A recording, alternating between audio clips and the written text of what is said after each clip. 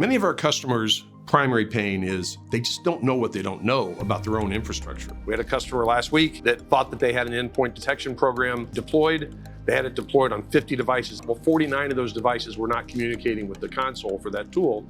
We found that out in the first hour of our engagement with them. Can't protect what you don't know exists, and it's incredible how few of our customers actually know what they have deployed within their environments.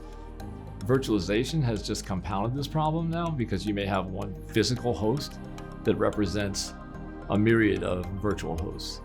So there's not a one-to-one relationship anymore, and there's inherited risk when you have virtualization, and now you've got nested virtualization where a virtual server may run virtual applications and so on and so forth. If you think at a macro level, if that physical piece of hardware has a vulnerability, it will cascade down through the operating system and then ultimately into the applications if it's a sophisticated enough attacker.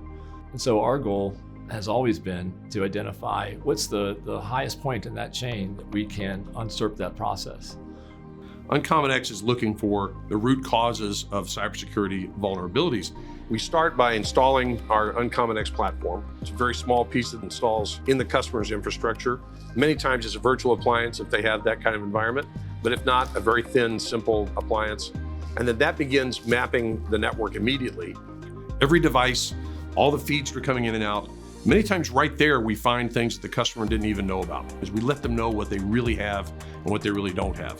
And that's one of the first things that our UncommonX discovery function does, is it discovers exactly what's out there, what the status is, and how all those things are really working together.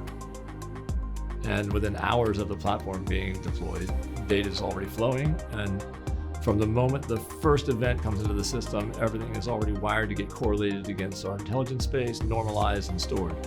Everything from their overall risk rating being factored, all the way to gaps in their technology strategy being mapped.